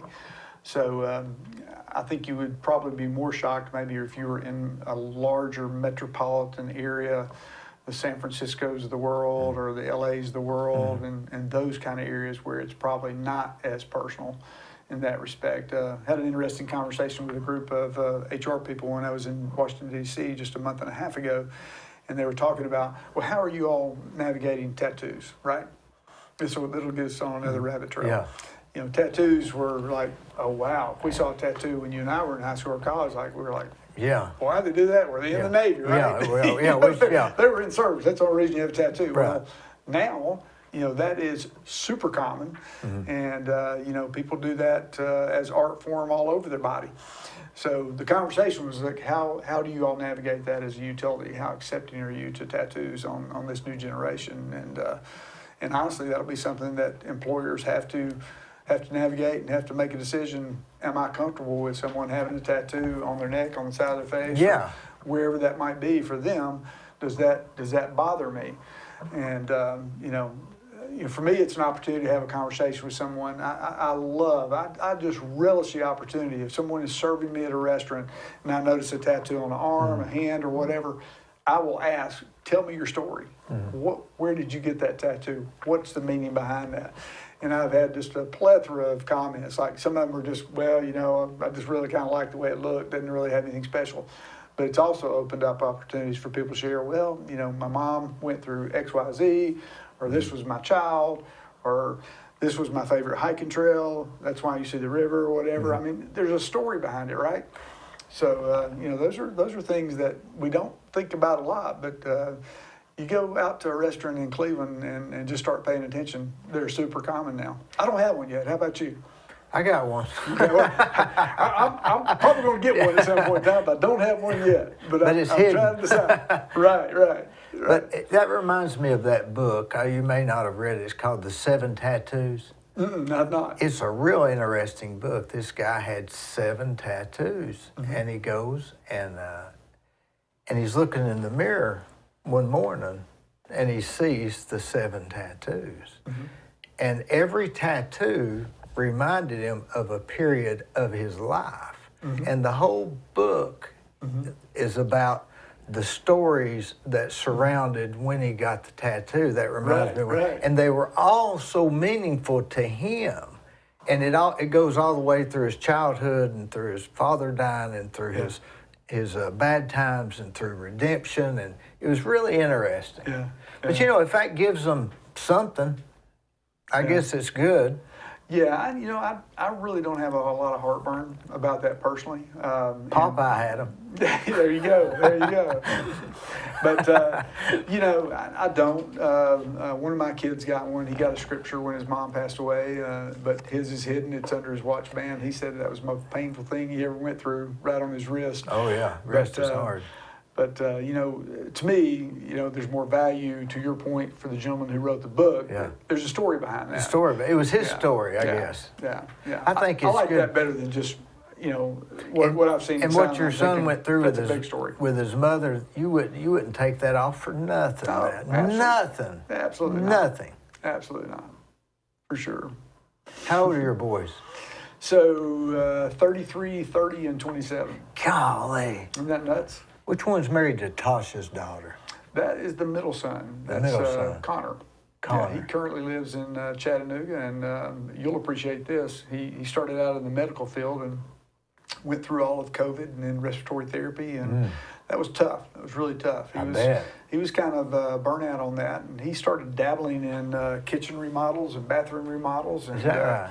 And he's a super talented kid, and he started doing that, and he was staying so busy, he thought, I can do this full time. So he actually left the medical field about 3.5, 4 months ago, and asked him the other day if he had any reservations, and he said absolutely not. He said I'm booked all the way through July, and he's just loving it, and I think it'll be something he'll be really successful at. Kitchens and bathrooms are tough remodel because you're dealing with personal stuff with people. Yeah. Rather Yeah. than their office or something. Yeah. And a lot of times they're living there. Yeah. That makes it even more difficult, dust and stuff. Oh, yeah. I think the challenge for him, and he said this a lot, is he wants to do a job at a quality level that 20 years from now, somebody comes in behind him and says, this was done right. And, when you're tearing out stuff, he's found a lot that was not done right. And often gets into, further repairs that he has to make before he can do it to make his job right. Yeah. Never ends. As you would know. And I think that brings him a lot of joy in particular. Jim Sharp was one of the first people that brought, I guess, I may not be right, but he really did quality, big, nice stuff. And that was that era, wasn't it? Yeah. But if he developed a subdivision like that today, it might not work. Yeah. It might, but it might not work because the cost of doing it that Yeah. way.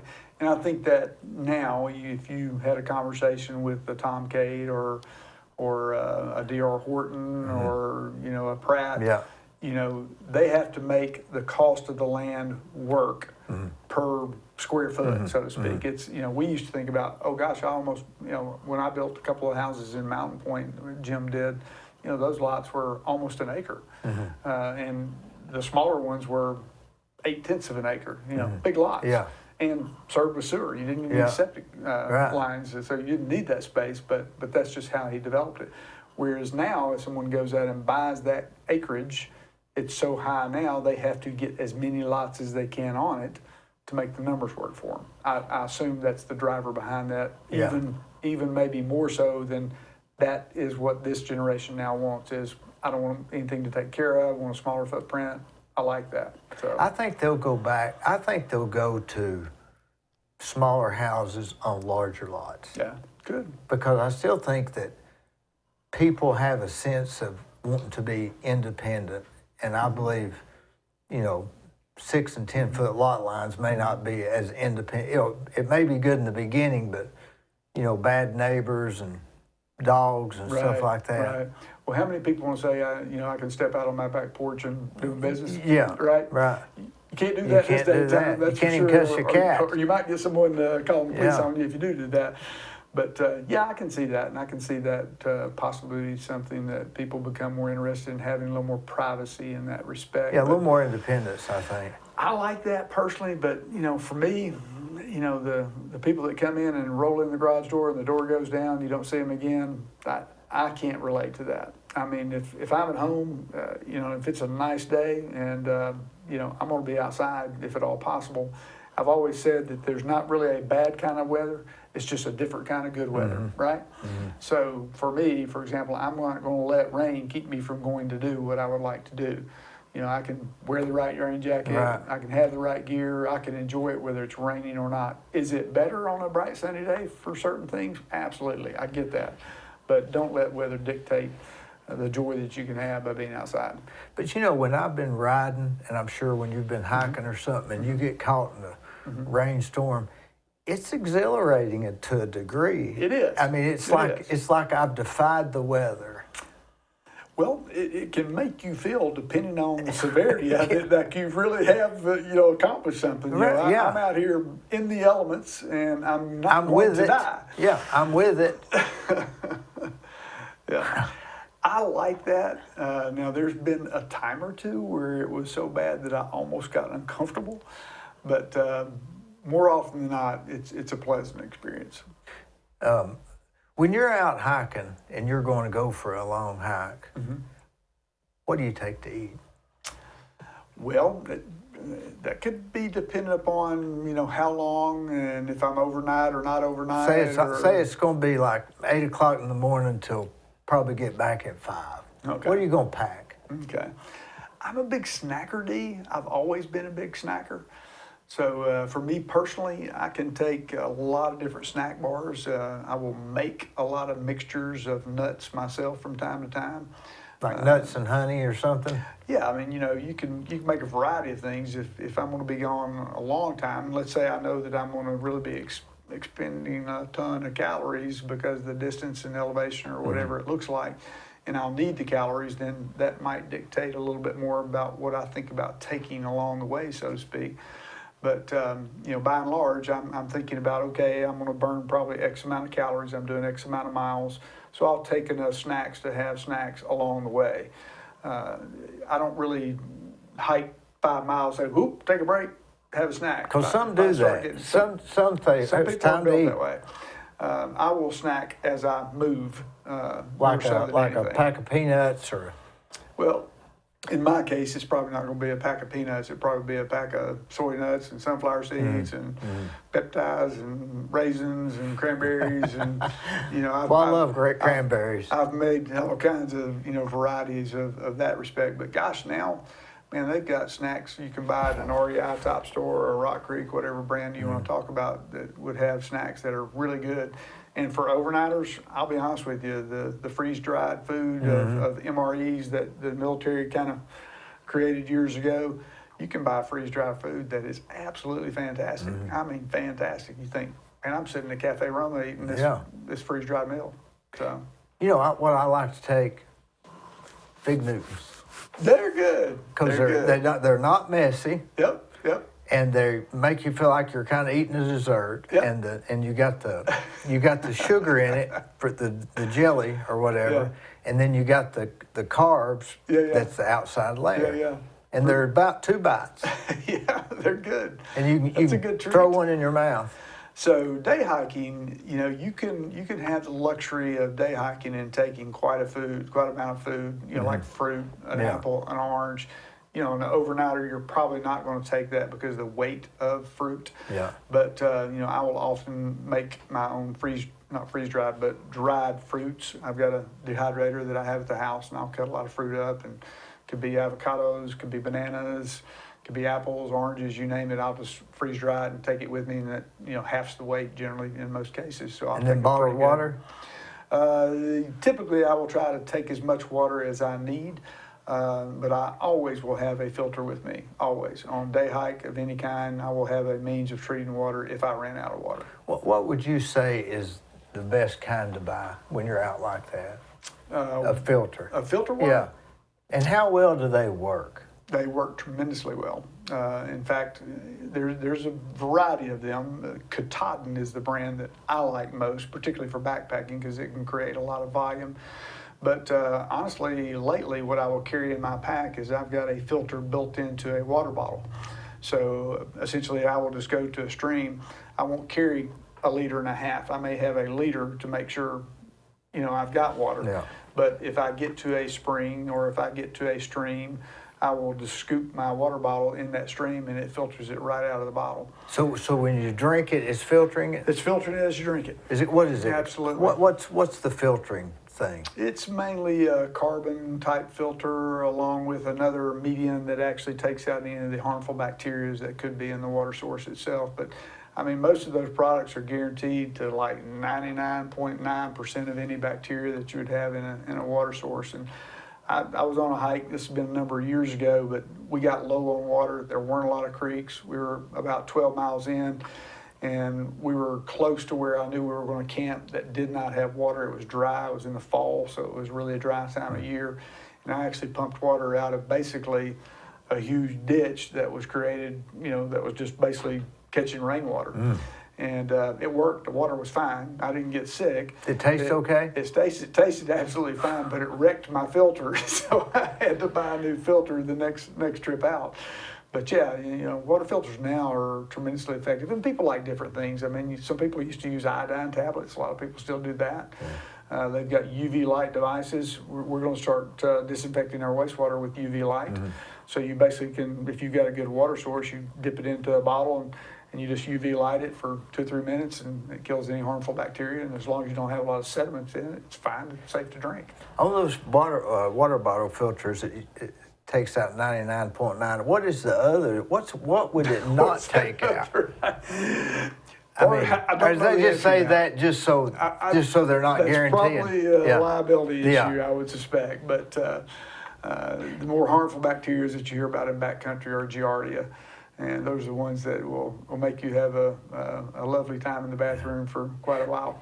Now, on these, is it true that if water runs over rocks so many times it's filtered? No. Nothing, Absolutely no truth not. to that. I mean, there's true from the standpoint of aeration, and there likely will be, contact with sand and sun. filtering and sun. And I mean, there's an argument that it would help, but that it makes it 100% safe to drink, absolutely not. How many springs would you say there are in Bradley County that are fairly safe? I'd say in the thousands. Is that right? Yeah. I mean, think about, you go out in the county, there's wells and springs and you name it. The water resource we have at Waterville Springs that I spoke to, that resource flows all the way underground through the Knoxville region. I know Blythewood Farms has a huge spring. It's running just full blast even as we're speaking. They've been running forever. We only draw out of one of the springs. There's 3 other major springs right there on the golf course.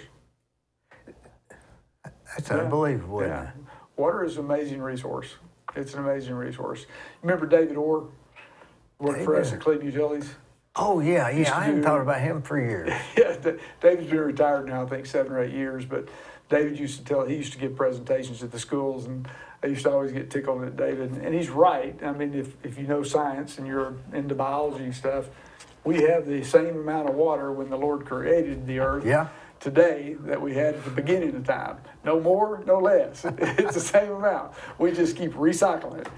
And he would always say, "You're drinking the same water the dinosaurs drank." And those kids would look at him like, "Who are you?" So it was kind of comical. But is Jack King? If you heard, did he pass away? I don't know if Jack did or not for sure. I want to say Jack has passed away. I want to say he did too. Lori could tell us that. Jack was there briefly when I first hired on at Cleveland Utilities, and he was in our customer service area. He was always real nice to me. So I met Jack and got to know Jack very briefly. I think he retired maybe 2 years after I had been there, so I didn't get to know him extremely well, but I've never heard anything but kind words about Jack King. Now, he was one who was always dressed immaculately in the He was office. from that era, wasn't he? Yes. He was originally, I think, from Polk County. I don't know. I think so. I don't know. We'll have to ask Greg. Did he nab a girl from Polk County? Right. Well, what else is going on? Oh, goodness. What's not going on?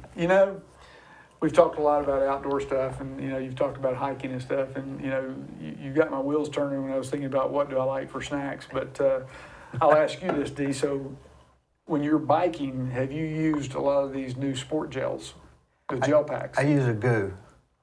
Goo's one that I've tried quite a bit. Yeah. I've been dating a young lady for quite a while. She's fantastic, loves to hike with me. And I will be the first to tell you that I know by the look on her face when she's ready for a goo. And that goo will help her continue on down the path. Because we all need those at different times, right? Yeah, and I can tell you to the minute when it hits. 12 minutes. Is it? Okay. 12 minutes. Not 11, not 13, 12. That's awesome. Then that probably varies from one person's metabolism to the next. But probably. I know for me, I'm not a coffee drinker at all. But, if I do get something that is fairly high in caffeine, I can tell it pretty fast. With the goo, whereas people I know that drink coffee, on a regular basis, they're like, they can't even notice it. Well, the goo I have is, it has caffeine in it. So it has sugar and caffeine. There's one, is it the mocha one, I think? Yeah, I guess that's why I use mocha. That's got some bite. And amino acids. Yes. But really, it's probably the equivalent to eating 2 spoonfuls of peanut butter and 2 cups of coffee. Yeah. That's probably what it's. But I tell you what I also do is I use Airways gum. It's like a menthol gum. Yeah. And if you chew it, it sort of opens up your sinuses. Okay. And that's huge. Oh, yeah. And it also has a little sugar in it. Okay. So that gives you something to, and then while you're chewing, you're sort of thinking about chewing and not just the pain. Yeah. So it has a couple of things. That So I makes put sense. 2 in my mouth, and I put 2 in my mouth, and then I ride, and when I get to feeling about 3 or 4 miles out, I'll start chewing on one, and then about 6 miles in, I'll start chewing on the other. And Just then, hold them in your mouth. Just hold them in my mouth, Yeah. because I went to a guy. This is interesting, but I went to this guy in North Carolina, 6-hour drive. He's the guy, supposedly the guy, about nutrition and energy and proper bike fit and everything. Yeah. And so he sat down and asked me about 30 questions. Like he was like a doctor. In fact, he was wearing a smock like a doctor would. It was really interesting. It was $250. Yeah. And so he asked me the 30 questions, and then he sized my bike, and then I thought I was ready to leave. He said, "Sit down a minute." He said, "I've been studying you," and he says, what you have is," he says, "you have," and how he knew this, I don't know. It might have been witchcraft, but it seemed to work. He says, your type of personality, when it gets out of, when your stomach, when it's taken up all the carbs that are readily available, your sphincter will open up slightly because your body is trying to get more nutrients. So what you have to do is you have to trick it, because I started feeling like I was going to throw up because my stomach's empty. And he said, so what you need to do is you need to put about a half a Coke in your water, and that'll trick your sphincter into thinking that it's getting ready to eat and that there's food available, and it'll close back up, and you won't get those acids from your stomach coming back through your esophagus. Really? That's fascinating. It was fascinating. That is fascinating. So he probably also, through this evaluation process, said, this is the best fit for you in terms of when you get out and you're stretching your mileage out and things of that Right, nature. because he was asking me, when do Yeah. you get tired? When do you do this? When do you... Yeah. But all of that is, I'm not going to be a professional cyclist. I'm not going to do the Tour de France. I can't even ride as fast as these guys at Scott's bicycle. But it gives me something to work on that's not my work. And what's that worth? Yeah, that's a good $250 spend, if you ask me, to have anything that enhances your ability to continue to enjoy what you do. Obviously as we get older, I'm not as fast of a walker as I was 15 years ago. I've certainly slowed down the pace, and that's evident when I'm trying to keep up with my oldest son, who's about 6'2", and I can't catch him. Yeah. But anything we can do to help us continue to be able to experience things and perform at high levels, great. You know what I worry about the most is balance. Yeah. You ever see older people, Yeah. they'll hang on to tables and Yeah, chairs more absolutely. and I think, boy, I don't want to be like that. I want to hold that off. I've been more purposeful in working on my balance. And my oldest son has really been helpful in showing me some different things from a fitness perspective that I can incorporate. I've worked out my entire life and love doing that. That's who I am. I mean, that's another stress reliever for me personally. And, I mentioned earlier, I snack a lot. Most of the time I work out during lunch and then come back to work. But, trying to incorporate things that help your balance will not only keep you hopefully from getting hurt from a fall, but I think it also really helps us be able to continue performing at a higher level as we get older safely. Practicing walking a beam, or balancing on those balls you see where we flip upside down and balance on the balls, and do some movements with your body, working out while you're actually trying to balance yourself. That engages those smaller muscles as well. So I'm trying to do better at that, and it's something I think you just have to be purposeful. Say, I got to do that. I sat down one time. I'm real methodical on some of this crazy stuff, but I sat down and Googled every aspect of your body and your stretching, and I wrote down what you could do, and I condensed that all down to the minimum to an 8-minute workout in the morning. That's pretty dang If good. I hurry, it's 6. If I don't, That's it's pretty 8. dang good. And it's you know how these karate guys will do this Yeah. katayas or whatever. Yeah. That's sort of the way I do, but I got 2 dumbbells Yeah. and I do the push-ups and I do the leg raise and I a couple of them are for balance, and they wouldn't be what you would think was good for balance. Evidently, balance has to do with the core strength It does. right It here, does. and you wouldn't think that had to do with it, but it does. But another thing that guy told me, that cycling guru, he said, every day do something that stretches your hamstrings and strengthens your hip flexors, which evidently the hip flexors have to do with balance also. Have you been blessed not to have anything fixed? No, I've just broken a couple. I've had a few wrecks and hit a wall a couple of times, broke a few hands, but other than that, no. Yeah. Well, I've been blessed to be able to do it too. Yeah, let's knock on wood. I want to try to avoid keeping myself out of the surgery for as long as I can, and hopefully I've been taking care of myself best I can, joints, things of that nature, being mindful. I tell you of that. something I've noticed, my eyes are getting better. Really? Yeah, see, I've got them, but I don't even wear them. Yeah. They're just for looks. Yeah. There you go. So I've been don't start talking about vision. I had a detached retina about 6 years ago. That's been Eddie Botts had one of them. They were challenging. bad. It's been really challenging. But when that happens, you got to really be on it to get over it, don't you? But you're over it now, aren't you? Yeah, I mean, my vision in the eye where I had the detachment will never be the same. I still, struggle with double vision and things of that nature, but it's to the point where I can navigate and do what I enjoy to do and things of that nature. But it's something I think that, again, would point back to just being able to deal with something that is a challenge for you and moving forward with it.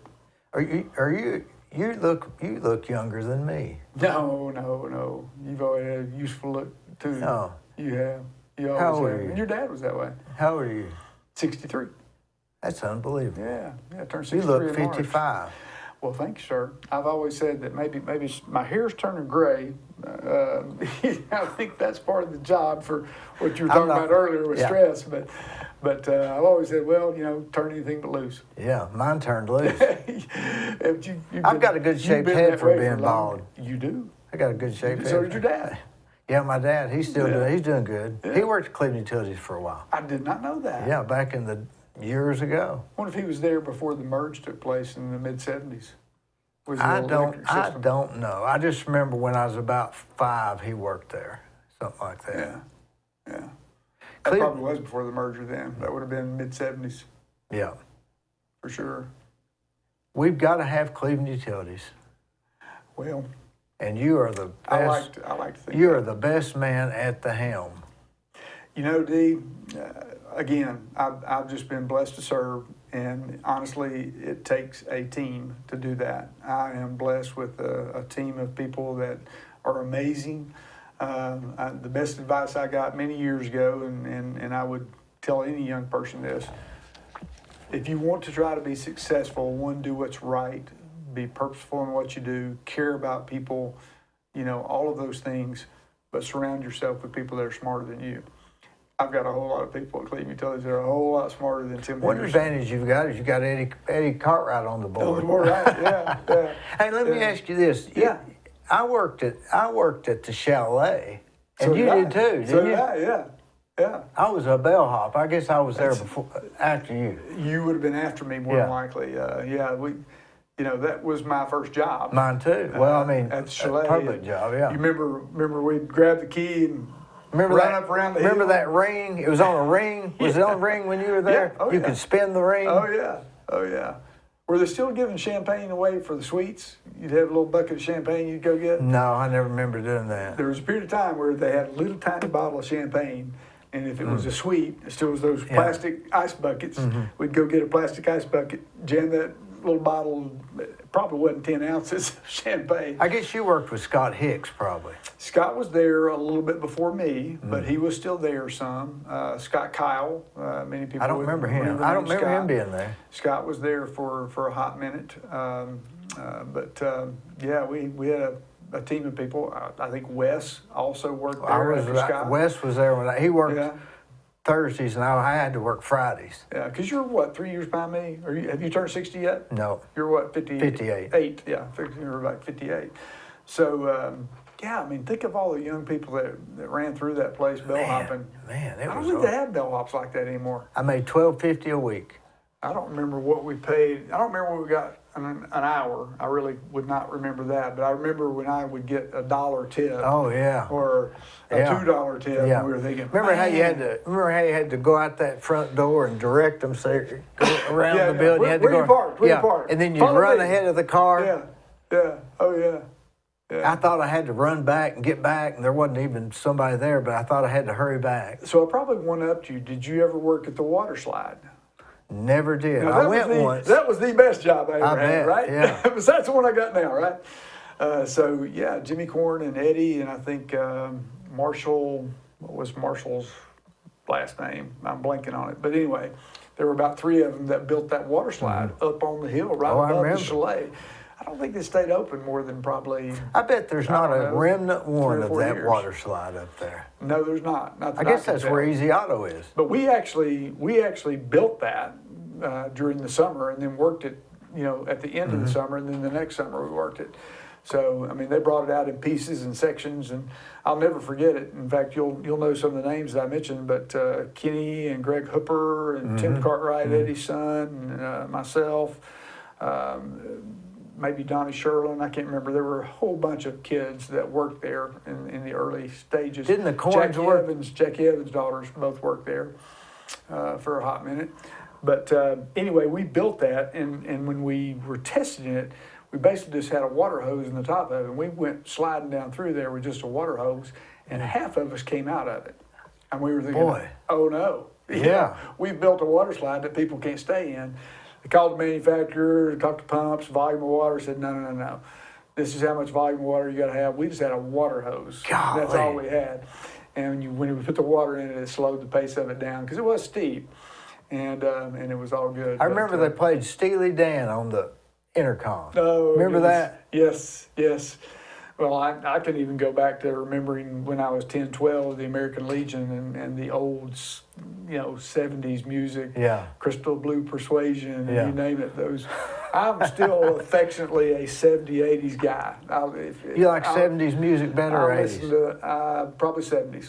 I listen to classic vinyl. If I've got a radio on, it's not a podcast. I'm probably listening to classic like vinyl. John Ford or Coley? Glenn.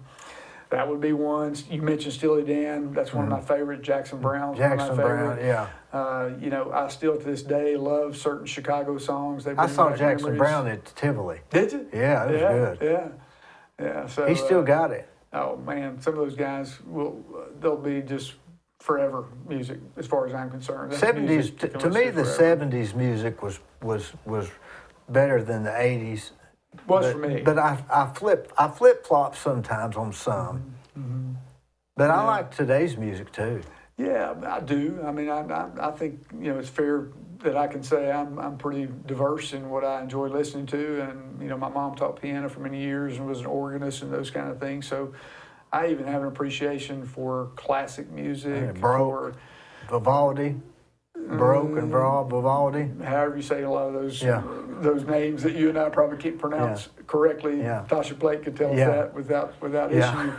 But for me, I really, depending on the mood, Me too. I can really just It's really the enjoy mood. some And music. sometimes I can listen to country. I mean, I listened to a lot of country growing up. Yeah, my kids know more about country than I do, but it's country to me is not what country was when we were growing up. No, we Ours like was the more the country twang westerns. and the Hank Williams Jr. Oh yeah, and Waylon Jennings. Waylon Jennings and the boys, so to speak. So that to me is not the music of country today. Yeah, no, it's different. Yeah, it's very different, but it's still good. It's still good. They say if you control the music, you can control the nation. No, really. Yeah, think about it. It's very powerful. Music is powerful in a lot of respects. I mean, think about the music that can reach back and pull an emotional. Oh yeah, here I'm remembering memory that Steely you Dan have. from the water slide. Yeah. And for me, I mentioned Crystal Blue Persuasion. I don't remember who sang that one. How about Ozzy Osbourne, Crazy Train? Yeah. Can't beat that one, can you? Casey and the Sunshine Band. Oh yeah, okay, that was a good one, wasn't it? There you go. Boy, they were good, weren't they? I saw them when our senior football trip was in the Orange Bowl. Yeah. And they had the show at the Orange Bowl. So I got to see them in the Orange Bowl. Were they pretty young then? Oh, heck yeah. Absolutely. Yeah. Not many people know the Casey and Sunshine Band. We could turn some music on the podcast. We could. You can't do that. It's copyright. No. If you did, it's unbelievable. It's That's true. unbelievable. Yeah. We have to write our own. Well, there's a lot of talent around here. I'm sure we can do it.